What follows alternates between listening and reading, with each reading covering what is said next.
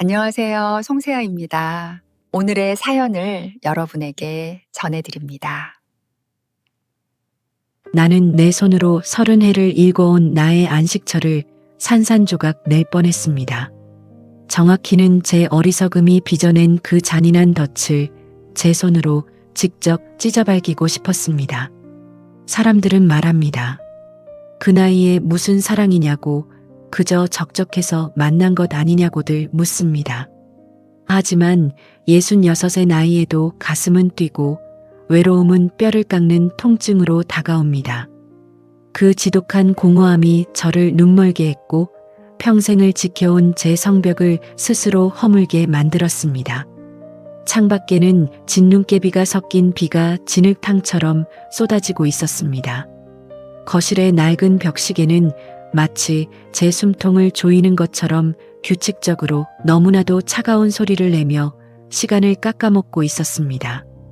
방 안의 공기는 눅눅하고 서늘했습니다. 난방비를 아끼겠다며 보일러를 꺼버린 그 사람의 고집 때문에 제 손끝은 이미 보라색으로 변해가고 있었습니다. 식탁 위에는 식어 빠진 찻잔 하나가 덩그러니 놓여 있었습니다. 한때는 그 찻잔에서 피어오르는 김조차 다정하게 느껴졌던 시절이 있었습니다. 하지만 지금 제 눈앞에 놓인 것은 온기 없는 도자기 덩어리일 뿐입니다.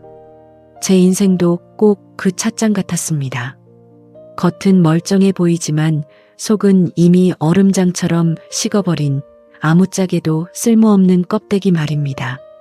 손목에 닿는 차가운 금속 시계의 감촉이 마치 수갑처럼 느껴져 저는 진저리를 쳤습니다. 남편을 먼저 보내고 혼자 산 지 12년이었습니다. 텅 빈 안방에서 혼자 잠드는 법을 익히는 데에만 꼬박 5년이 걸렸습니다. 혼자 된 여자 팔자가 다 그렇지 않느냐며 자위해 보았지만 명절 끝자락에 자식들이 썰물처럼 빠져나간 뒤의 정적은 도무지 적응이 되지 않았습니다. 된장찌개 하나를 끓여도 작은 뚝배기 하나를 다 비우지 못해 사흘 내내 데워 먹는 그 비참함을 아십니까? 텔레비전 속 연예인들의 웃음소리가 유일한 대화 상대가 되고 저녁이면 정막이 무서워 불을 환하게 켜두어야만 겨우 잠이 들 수 있었던 그 외로움 말입니다. 엄마, 이제 엄마 인생 살아. 라며 효도하는 척 말하던 아들놈도 정작 제 안부를 묻는 전화 한 통에는 늘 바쁘다는 핑계를 대기 일쑤였습니다. 그렇게 깎여나가는 마음의 틈새로 그 사람이 들어왔습니다. 옆집에 사는 김 씨였습니다. 엘리베이터에서 만나면 늘 제 무거운 장바구니를 뺏어들며 아줌매, 오늘따라 왜 이렇게 예뻐? 라며 짓궂은 농담을 건네던 그 사람 말입니다. 쓰레기를 버리러 나갈 때면 어디선가 나타나 봉투를 낚아채던 그 다정함에 저는 제 남은 생을 걸어보고 싶었습니다. 그것이 지옥으로 가는 초대장인 줄도 모르고 말입니다. 하지만 그 다정함은 딱 3개월짜리 연기였습니다. 재혼 서류에 도장을 찍고 제 아파트에 그 사람의 짐이 들어오던 날까지만 해도 저는 제가 세상에서 가장 행복한 노인인 줄 알았습니다. 그러나 6개월째 되던 어느 비 오는 밤, 저는 보아서는 안 될 것을 보게 되었습니다. 제 안방 장롱 깊숙한 곳, 제가 평생을 모아온 적금 통장과 집문서가 들어있는 서랍 근처에서 서성이는 그 사람의 그림자를 본 순간 제 심장은 요동쳤습니다. 그가 제 귀에 대고 속삭였던 우리의 미래를 위해 명의를 바꾸자는 말이 사실은 너를 껍데기만 남기고 버리겠다는 선전포고였다는 사실을 저는 너무 늦게 깨달았습니다. 그렇지만 제가 순순히 당하고만 있었을 것 같습니까? 그가 제 인생을 털어가려 했다면 저는 그의 모든 것을 걸고 도박을 시작하기로 했습니다. 이제부터 제가 그 인간의 가면을 어떻게 벗겼는지 그 소름 돋는 이야기를 시작하려 합니다. 저는 올해로 66이 되었습니다. 20대 초반에 남편을 만나 40년 가까이 그림자처럼 살았습니다. 남편은 엄격한 사람이었습니다. 가계부 한 줄이라도 틀리면 호통을 쳤고 반찬 투정도 심했습니다. 그래도 그게 제 인생의 전부인 줄 알았고 그게 사랑인 줄 알았습니다. 12년 전 남편이 암으로 세상을 떠났을 때 저는 슬픔보다 막막함이 앞섰습니다. 세상 밖으로 나가는 법을 몰랐으니까요. 아파트 한 채와 남편이 남겨준 연금 그리고 푼푼히 모은 적금이 제 유일한 생명줄이었습니다. 자식들은 각자 살기 바빴습니다. 손주 녀석들 재롱 보는 것도 한두 번이지 결국 저녁이면 저는 다시 캄캄한 우주에 홀로 남겨진 인공위성 같은 존재였습니다. 그때 나타난 것이 김용석이었습니다. 그는 저보다 2살 위였고 아내와 사별한 지 5년 되었다고 했습니다. 그는 저와는 정반대의 사람이었습니다. 웃음이 많았고 다정했습니다. 정순 씨, 오늘 날씨가 참 좋은데 같이 남한산성이나 갈까요? 라며 손을 내밀 때 제 메마른 가슴에는 잊고 살았던 꽃바람이 불었습니다. 60대 중반에 느끼는 설렘은 20대의 그것보다 훨씬 더 치명적이었습니다. 마치 마지막으로 타오르는 촛불처럼 제 모든 감정을 쏟아부어 그 온기에 매달리고 싶었습니다. 김 씨는 치밀했습니다. 그는 제가 무엇을 그리워하는지 정확히 알고 있었습니다. 혼자 밥 먹기 싫어한다는 것을 알고는 매일 아침 따뜻한 곰탕이며 죽을 사다 날랐습니다. 비가 오면 우산을 들고 버스 정류장에서 저를 기다렸습니다. 나이 먹어서 이게 무슨 주책이냐고 밀어내도 그는 허허 웃으며 정순 씨랑 같이 있으면 내가 꼭 청년이 된 것 같다며 제 자존감을 한껏 끌어올려 주었습니다. 그의 목소리는 늘 부드러웠고 눈빛은 다정했습니다. 그가 제 손을 처음 잡았을 때 제 손에 거친 굳은 살을 보며 그동안 고생 참 많았네. 이제 내가 다 갚아줄게요. 라고 말하던 그 순간 저는 그를 위해 제 남은 생을 다 바쳐도 좋다고 생각했습니다. 그의 다정함은 마치 중독성 강한 약물 같았습니다. 엘리베이터에서 마주칠 때마다 건네는 사탕 한 알, 오늘 옷이 참 잘 어울린다는 칭찬 한마디에 저는 12년 동안 쌓아온 방어벽을 스스로 무너뜨렸습니다. 자식들이 엄마 옆집 아저씨 너무 가까이 지내지 마. 속셈이 있을지 몰라. 라고 충고할 때도 저는 오히려 자식들에게 화를 냈습니다. 너희가 나한테 해준 게 뭐가 있냐? 외로워 죽을 때는 전화 한 통 없더니 이제 와서 참견이냐? 라며 등을 돌렸습니다. 김 씨는 제 외로움을 숙주 삼아 제 인생 속으로 깊숙이 파고들었습니다. 재혼 후 처음 3개월은 꿈만 같았습니다.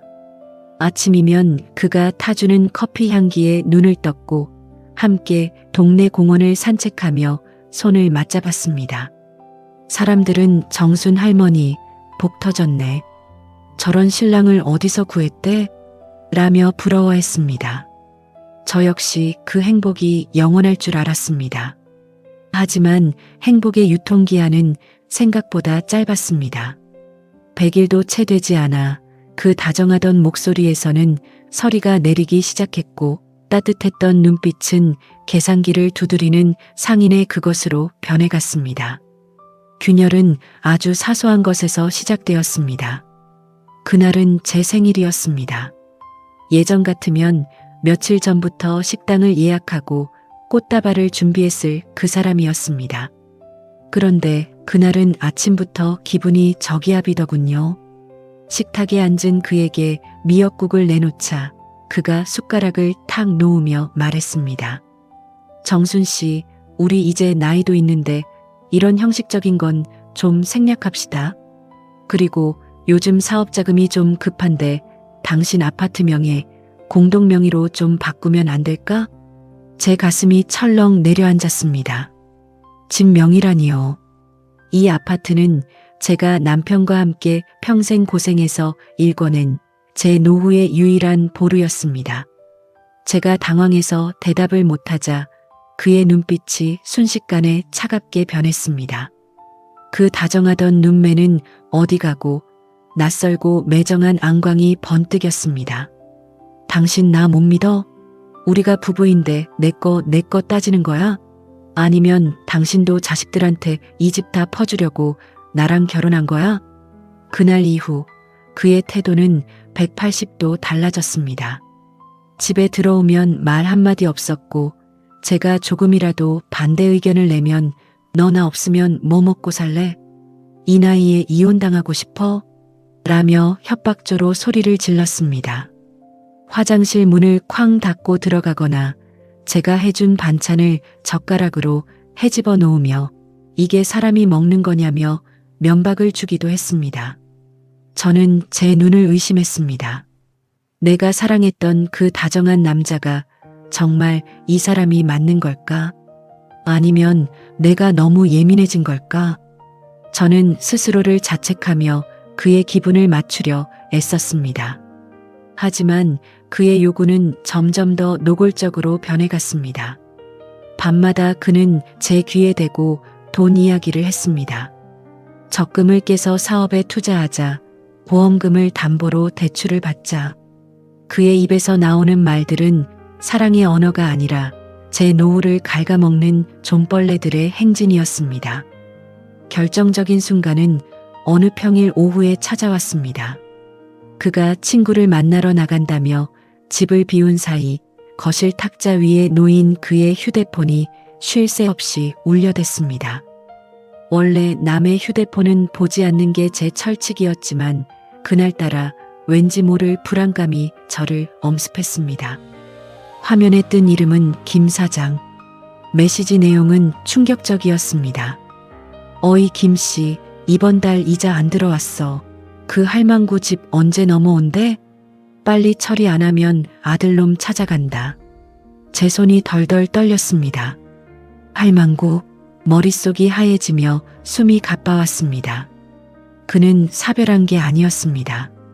그는 이미 엄청난 빚을 지고 있었고 제 재산을 노리고 계획적으로 접근한 사기꾼에 불과했습니다. 저는 그 자리에 주저앉아 입을 막고 울음을 삼켰습니다. 제가 믿었던 6개월의 시간이, 제가 사랑했던 그의 웃음소리가 모두 저를 파먹기 위한 벌레들의 행진이었다는 사실을 깨닫는 순간 제 영혼은 산산조각이 났습니다. 그 메시지 밑에는 더 가관인 대화들이 이어지고 있었습니다. 걱정 마. 이제 거의 다 왔어. 이 할망구 외로움에 목말라서 내가 조금만 잘해주면 간이고 쓸개고 다 내놓을 기세야.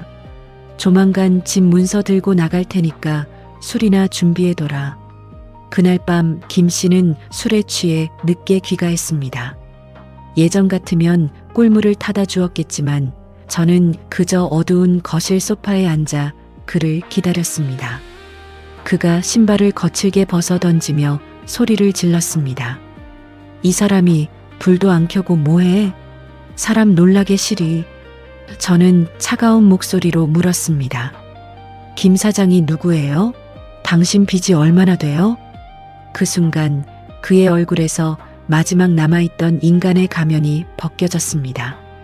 술 냄새와 함께 뿜어져 나오는 그의 폭언은 제 심장에 비수를 꽂았습니다. 내가 감히 내 전화를 뒤져? 그래, 알았으면 됐네. 나 빚 좀 있어. 그거 당신 아파트 담보로 대출 좀 받으면 다 해결될 일이야. 어차피 우리 같이 살 건데 그게 뭐 대수야? 저는 기가 막혀 말이 나오지 않았습니다.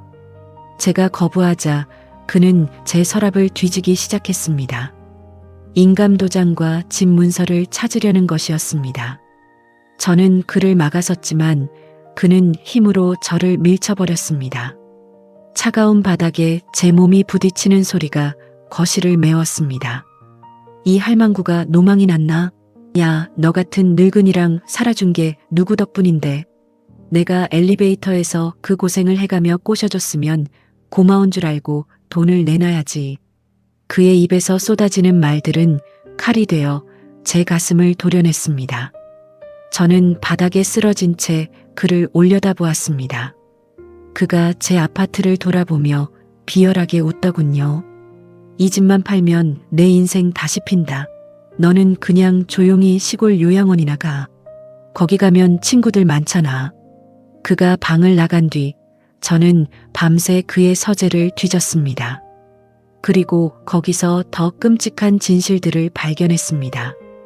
그는 사별한 것이 아니라 전처와 위장 이혼 상태였고, 심지어 제 아파트 시세를 조사한 서류와 제 명의로 된 보험들을 해지했을 때 받을 수 있는 환급금 계산서까지 들어 있었습니다. 그는 저라는 사람을 사랑한 것이 아니라 제 인생의 잔고를 계산하고 있었던 것입니다. 그 서류 뭉치 사이에는 제가 그에게 선물했던 넥타이 핀이 아무렇게나 굴러다니고 있었습니다. 제가 정성을 다해 골랐던 그 선물이 그에게는 그저 환전 가능한 작은 현금 덩어리에 불과했다는 사실에 저는 다시 한번 무너졌습니다. 새벽 4시, 창밖에는 여전히 비가 내리고 있었습니다. 저는 거울 속의 저를 보았습니다. 66세의 늙고 초라한 여자, 사랑에 속아 전 재산을 날릴 위기에 처한 바보 같은 노인. 눈물도 나오지 않았습니다. 가슴속이 텅 비어버린 것 같았습니다. 제가 지난 12년 동안 지켜온 고독이 오히려 안전한 것이었다는 사실을 왜 이제야 알았을까요? 정순아, 너 정말 끝이구나. 스스로에게 속삭이는 목소리가 공허하게 울려 퍼졌습니다. 하지만 그 공허함 속에서 아주 작은 그러나 단단한 불꽃 하나가 피어올랐습니다. 그건 이대로 죽을 수는 없다는 생존의 본능이었습니다. 내가 일궈온 이 집, 내 자식들에게 물려줘야 할 내 자부심을 저런 벌레 같은 인간에게 넘겨줄 수는 없었습니다. 다음 날 아침 그는 아무 일 없었다는 듯 식탁에 앉아 신문을 보며 말했습니다. 오늘 오후에 부동산 갈 거니까 준비해. 공동명의 서류 떼놨으니까 도장만 찍으면 돼. 안 찍으면 내 아들놈 직장에 내 빚쟁이들 보낼 줄 알아. 걔들 무서운 놈들인 거 알지? 사채업자들이 한번 붙으면 어떻게 되는지 내가 더 잘 알잖아. 자식을 담보로 협박하는 그의 비열함에 제 안에서 무언가 툭 하고 끊어지는 소리가 들렸습니다. 그건 공포가 아니었습니다. 그건 분노였고 생존을 위한 마지막 방아쇠였습니다. 그래요, 알겠어요. 준비할게요. 저는 나지막이 대답했습니다. 하지만 제 머릿속에는 이미 다른 계획이 세워지고 있었습니다. 저는 곧바로 집을 나섰습니다. 발걸음은 빠르고 단호했습니다. 제가 향한 곳은 부동산이 아니라 제가 평생 다니던 성당의 지인 중 한 명인 변호사 사무실이었습니다. 도와주세요. 제 인생을 도둑맞게 생겼습니다. 저는 떨리는 손으로 밤새 수집한 증거물들을 내밀었습니다. 위장 이혼 증거, 협박성 문자, 그리고 그가 제 서랍을 뒤지며 폭언을 퍼붓는 장면이 찍힌 홈캠 영상까지 말입니다. 혼자 살 때 도둑이 무서워 설치해 두었던 홈캠이 진짜 도둑인 제 남편을 잡는 결정적인 증거가 될 줄은 꿈에도 몰랐습니다. 변호사는 서류를 하나하나 검토하더니 안경을 고쳤으며 고개를 끄덕였습니다. 이정수님, 지금부터는 감정에 휘둘리면 안 됩니다. 저쪽이 원하는 대로 해주는 척하면서 더 깊은 덫을 놓아야 합니다. 이자가 저지른 건 단순한 부부 싸움이 아닙니다. 사기이자 협박입니다. 저는 차가운 물 한 잔을 단숨에 들이켜고 결심했습니다. 김용석, 당신이 내 친절을 우습게 봤다면 이제 내 분노가 얼마나 치밀하고 잔인할 수 있는지 똑똑히 보여주겠노라고. 저는 집으로 돌아와 김 씨에게 연기를 시작했습니다. 명의 변경보다는 아예 집을 팔아서 큰 집으로 옮기죠. 강남 쪽에 봐둔 아파트가 있어요. 당신 명의로 사면 세금도 적게 나온다면서요? 그 집 사면 우리 이제 진짜 노후 걱정 없이 사는 거예요. 김 씨의 눈이 탐욕으로 번뜩였습니다. 오, 정순 씨, 이제야 말이 통하네. 역시 내 마누라야. 진작 이랬어야지. 그는 제 손을 잡으며 다시 다정한 연기를 펼쳤습니다. 그 축축하고 비겁한 손길이 닿을 때마다 구역질이 올라왔지만 저는 환하게 웃어주었습니다. 저는 그에게 제 통장에 돈 일부를 넘기는 척하면서 그 돈이 사실은 증여가 아닌 대여임을 명시한 차용증에 교묘하게 지장을 찍게 만들었습니다. 당신 사업 자금 급하다면서요? 이거 빌려줄 테니까 나중에 집 팔면 갚아요. 공증까지 받으면 당신도 마음 편하겠죠? 그는 집이 통째로 넘어올 생각에 눈이 멀어 제가 내민 서류의 작은 글씨들을 제대로 읽지도 않고 지장을 찍었습니다. 그리고 저는 몰래 제 모든 예금을 아들 명의의 신탁계좌로 돌려놓았습니다. 이제 제 명의의 통장 잔고는 0원이었습니다. 드디어 집을 내놓기로 한 날 김 씨는 신이 나서 부동산 업자와 함께 집을 보러 다녔습니다. 그는 벌써부터 제 집이 자기 것이냥 거들먹거렸습니다. 이 집 구조가 아주 잘 빠졌어. 내가 여기서 정순 씨랑 100살까지 살려고 했거든. 그 역겨운 대사를 들으며 저는 문 밖에서 누군가를 기다렸습니다. 드디어 집 문을 두드리는 소리가 들렸습니다. 문을 열자 나타난 것은 김 씨의 전처와 그의 장성한 아들이었습니다. 김 씨의 얼굴이 순식간에 흑빛으로 변했습니다. 너희가 여기 왜 있어? 너희가 여기 어떻게 알고? 제가 미리 연락을 해두었던 것입니다. 김용석 씨가 큰돈을 벌어서 새 집을 산다고 하네요.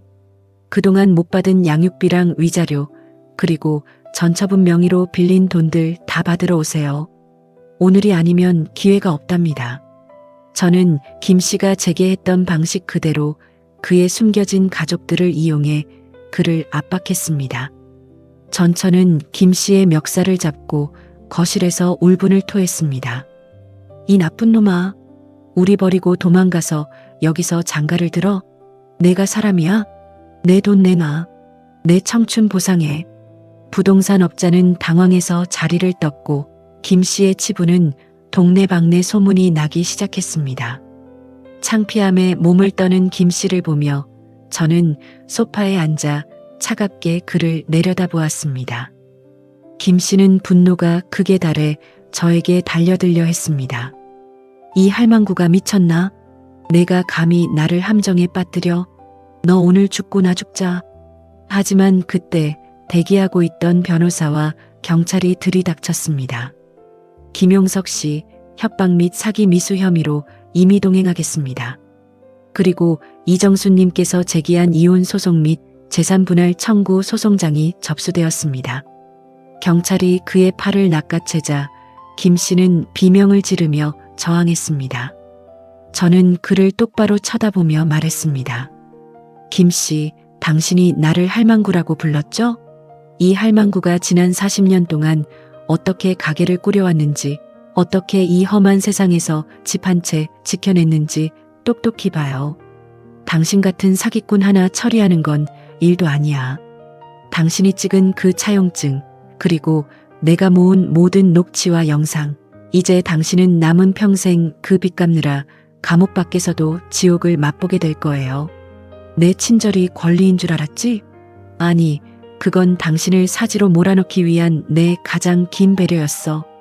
그는 무릎을 꿇고 빌기 시작했습니다. 정순 씨, 내가 잘못했어. 한 번만 봐줘. 우리 좋았잖아. 내가 진짜 당신 사랑해서 그랬어. 하지만 저는 차갑게 돌아섰습니다. 좋았던 건 당신 연기였지. 내 인생이 아니었어. 내 집에서 당장 나가.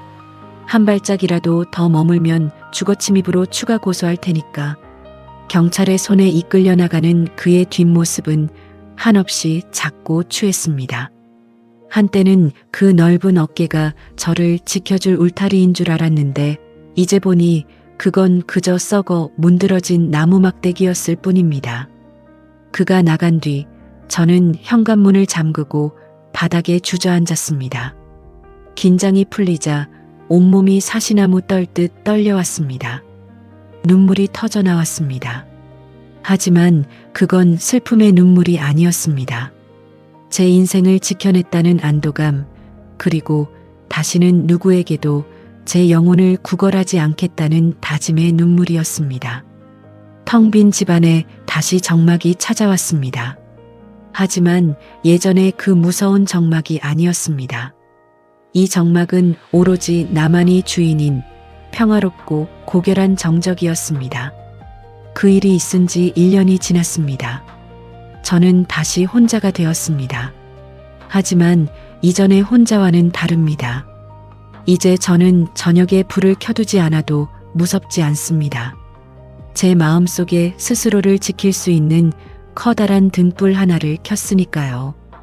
혼자 끓여 먹는 된장찌개도 이제는 제 입맛에 딱 맞아 구수하기만 합니다. 외로움은 독이 될 수도 있지만 누군가에게는 먹잇감이 되기도 합니다. 다정한 말 한마디에 흔들리는 나이, 그 다정함 뒤에 무엇이 숨어 있는지 볼 수 있는 해안이 필요합니다. 저처럼 뼈아픈 경험을 하지 마세요. 진짜 사랑은 내 것을 탐내는 것이 아니라 내가 가진 작은 것 하나도 소중히 지켜주는 마음입니다. 황혼의 길목에서 만나는 사랑은 달콤한 사탕이 아니라 어쩌면 나 자신을 시험하는 마지막 관문일지도 모릅니다. 오늘 이야기가 당신의 마음 한쪽에 조용히 남았기를 바랍니다. 우리는 모두 괜찮은 척하지만 마음속으로는 저마다의 시간을 견디고 있으니까요.